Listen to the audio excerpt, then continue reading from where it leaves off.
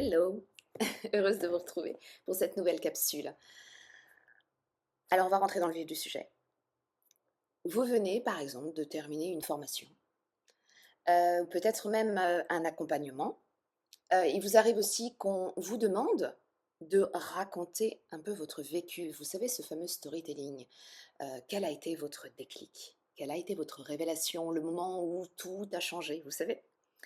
Et là, vous vous retrouvez à chercher, à relire une énième fois votre vie, à essayer d'en faire à la découper, à la fragmenter et d'essayer de trouver ce fameux moment, ce fameux momentum où plus rien n'a été comme avant. Il y a eu justement un avant, il y a eu ce fameux déclic et il y a eu un après.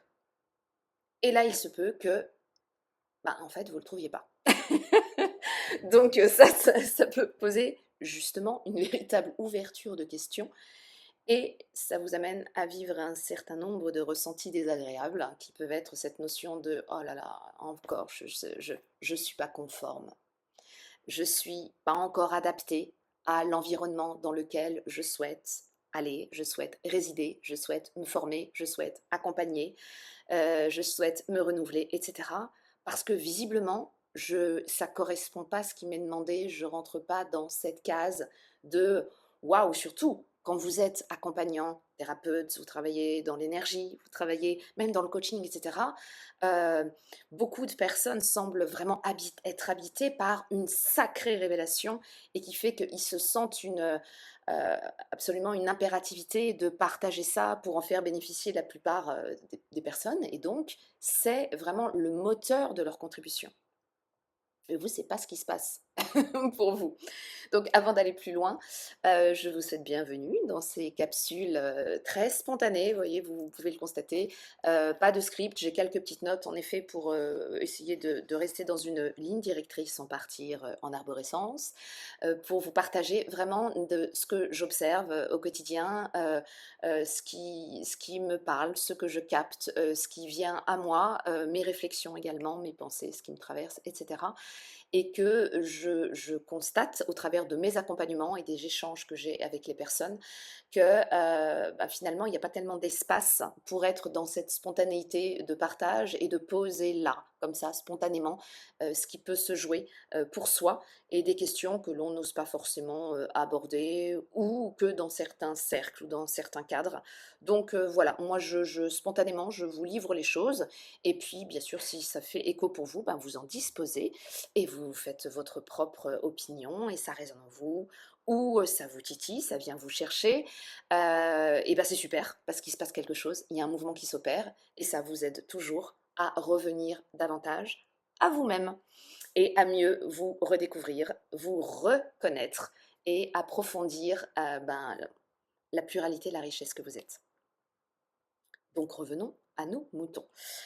Donc voilà, vous vous retrouvez dans cette situation où en fait, votre storytelling, il semble pas exceptionnel, extraordinaire, dans le sens qu'il n'y a pas eu une révélation spectaculaire. On va dire ça comme ça, hein. Je vais le faire très très schématiquement. Et là, vous pouvez peut-être sentir que ouais, il y a cette inadéquation, vous n'êtes pas adapté. Et en fait, mais pourquoi les trajectoires aussi devraient être uniquement racontées par des phénomènes de rupture? Pourquoi le cheminement devrait être ponctué de rupture? Une révélation, pourquoi devrait-elle émerger d'une rupture nécessairement? Question. Donc, certaines trajectoires ont cette couleur-là. Certaines trajectoires vont revêtir cette dynamique-là. D'autres, non. Moi, je crois qu'il existe aussi vraiment d'autres trajectoires. Elles sont souvent plus discrètes, plus silencieuses, mais elles sont tout aussi valeureuses en ce sens. Elles sont tout aussi précieuses, tout aussi sacrées. Euh, et si vous êtes dans ce cas-là, peut-être que vous faites partie de ces personnes qui savaient quelque part déjà, qui intuitaient déjà un certain nombre de choses et qui finalement votre vie a été jalonnée de sorte de confirmation, de maturation, dans un dévoilement comme ça progressif qui a accompagné véritablement votre incarnation. progressive dans l'entièreté de qui vous êtes. Euh, donc en fait, il ne s'agit pas d'une vraie révélation en tant que telle spectaculaire, mais d'une reconnaissance progressive de qui vous êtes que vous amenez dans l'aspect manifeste et tangible.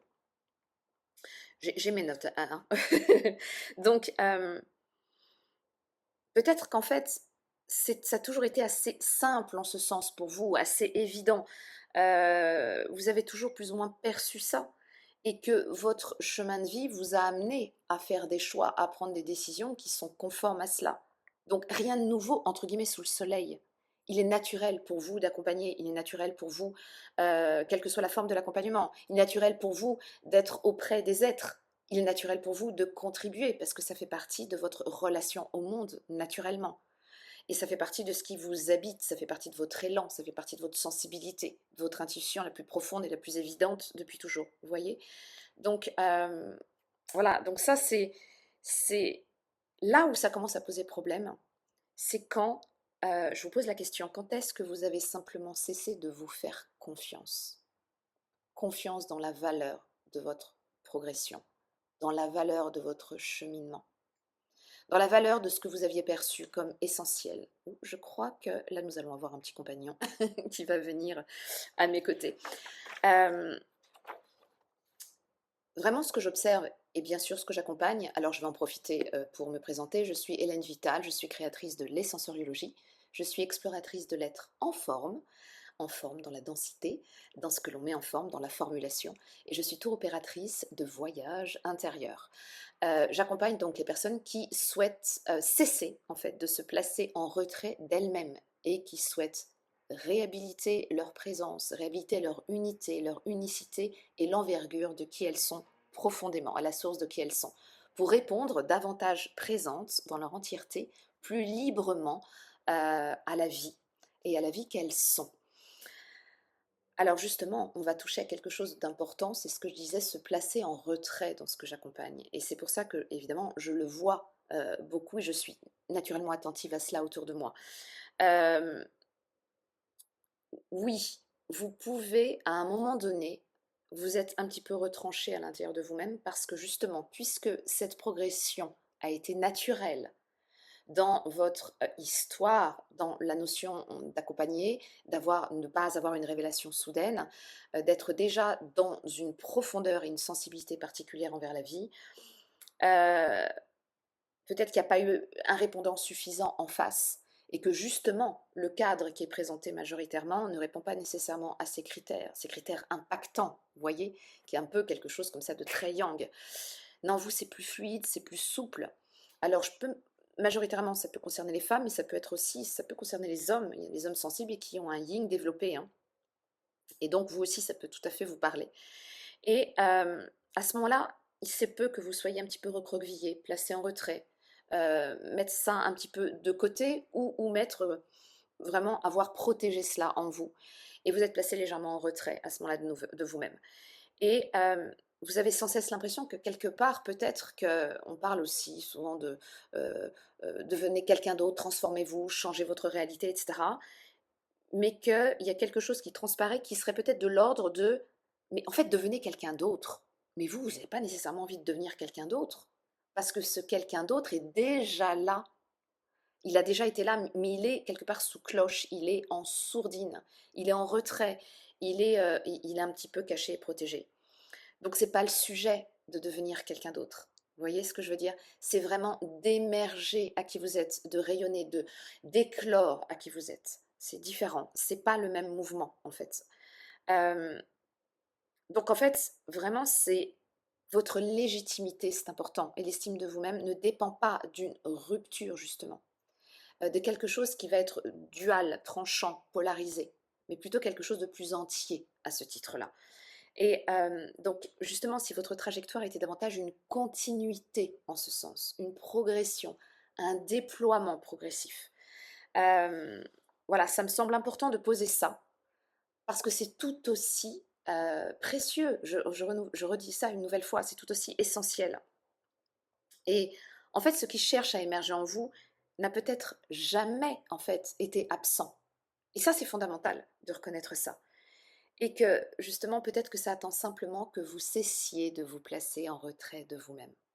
Ça me semble aussi fondamental d'oser se l'avouer, de s'autoriser déjà de reconnaître ce qui se passe et de s'autoriser à se poser cette question et de se dire là qu'est-ce que je choisis par rapport à ça. Qu'importe ce qui m'est renvoyé dans certains codes qui ne me correspondent pas nécessairement, mais qui n'en sont pas pour le moins, ce que je vis n'est pas, a toujours sa valeur et trouvera sa place si moi je me repositionne à la mienne, au regard de qui je suis dans mon unicité. Voilà vraiment ce que j'avais envie de vous passer.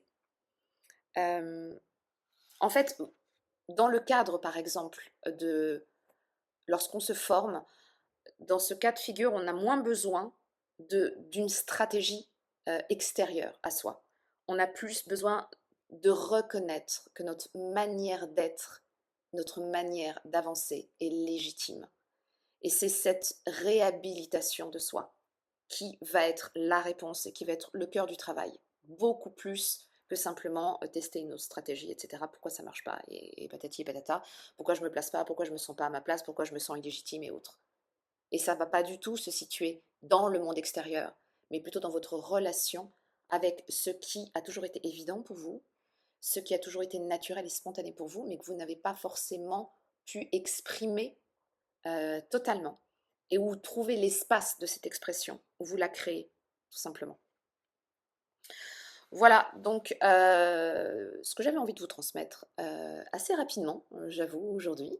Donc si cela a trouvé une résonance en vous, n'hésitez pas à laisser un commentaire. Vous pouvez aussi laisser un mot qui vous a interpellé, ou une petite phrase, ou quelque chose que vous avez retenu et que vous avez envie de garder avec vous. N'hésitez pas aussi à faire circuler cette capsule si vous pensez qu'elle peut être utile à quelqu'un que vous connaissez. Voilà. Donc, n'oubliez pas aussi de vous abonner à la chaîne, s'il vous plaît, pour la pousser, de mettre même un petit like sous cette vidéo. Ça va m'aider à ce qu'elle soit plus visible. Et bah, écoutez, au plaisir de vous retrouver dans une prochaine capsule. Et hâte de vous lire et de vous découvrir si vous souhaitez laisser un commentaire. Ciao, ciao.